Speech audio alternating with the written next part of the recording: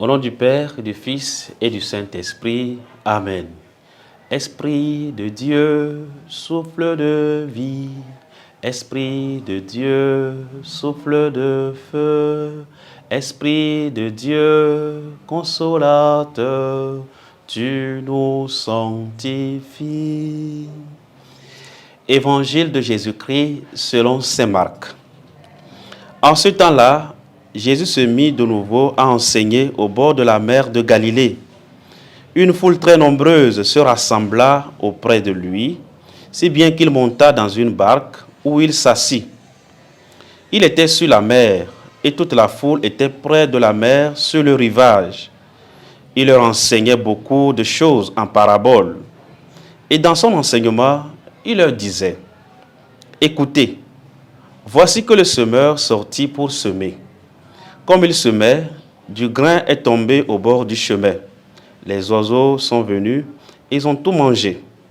Du grain est tombé aussi sur du sol pierreux, où il n'avait pas beaucoup de terre.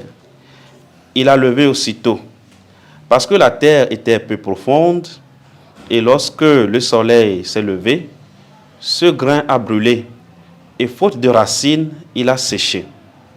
Du grain est tombé aussi dans les ronces. Les ronces ont poussé, l'ont étouffé, et il n'a pas donné de fruits. Mais d'autres grains sont tombés dans de bonnes terres. Ils ont donné du fruit en poussant et en se développant. Et ils ont produit 30, 60, 100 pour un. Quand il resta seul, ceux qui étaient autour de lui, avec les 12, l'interrogeaient sur les paraboles.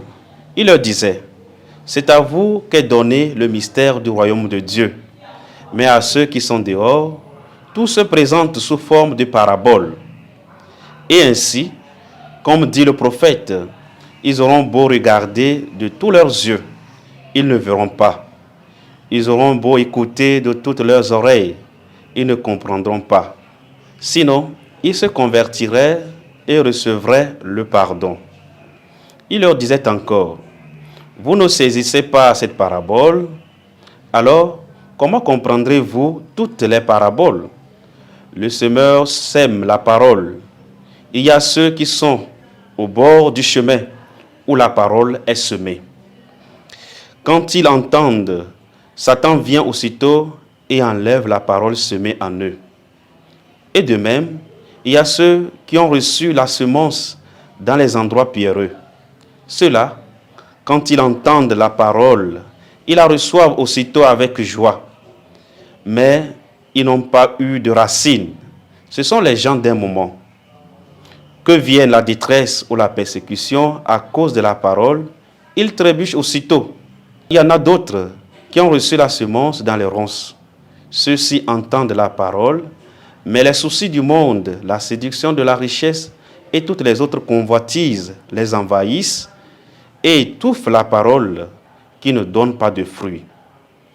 Il y a ceux qui ont reçu la parole, la semence dans la bonne terre. Ceux-là entendent la parole. Ils l'accueillent et ils portent du fruit. 30, 60, 100 pour un. Acclamons la parole de Dieu. Louange à toi, Seigneur Jésus. Chers frères et sœurs, aujourd'hui nous sommes le mercredi 29 janvier 2025 et nous poursuivons notre marche dans la foi et l'espérance. L'évangile qui nous est proposé en ce jour est donc la parabole du semeur. Jésus enseignait comme un grand maître en utilisant la parabole comme une image pour pouvoir comparer le royaume de Dieu.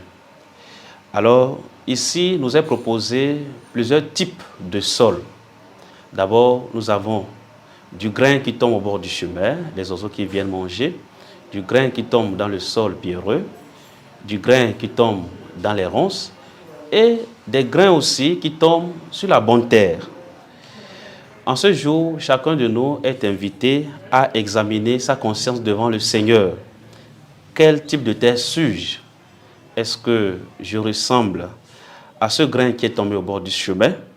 Est-ce que, en écoutant la parole de Dieu, je la reçois vraiment?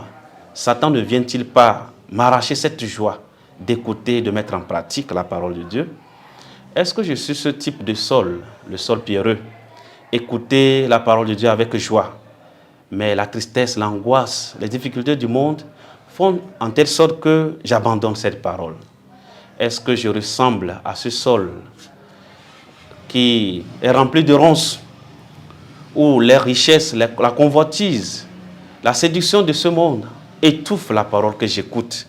Ou bien suis-je cette bonne terre qui écoute avec joie la parole, la met en pratique, et cette parole porte du fruit en moi, 30, 60, 100. Demandons au Seigneur la capacité à pouvoir mettre au centre de notre vie sa parole. C'est sa parole qui nous fait vivre. Savoir l'écouter, savoir l'obéir, nous aide à vaincre les tentations, les difficultés que nous pouvons rencontrer dans notre vie de chrétiens, de chrétiennes. Que par l'intercession de notre Mère du ciel, la très sainte Vierge Marie, nous soyons en mesure de nous mettre résolument sur cette voie, la docilité à la parole de Dieu. Écouter la parole de Dieu et la mettre en pratique afin de produire du fruit dans notre vie au quotidien, du fruit qui sera une centaine et une multitude pour ces personnes qui nous entourent au quotidien. Que la grâce de Dieu nous accompagne en ce jour, au nom du Père et du Fils et du Saint-Esprit. Amen.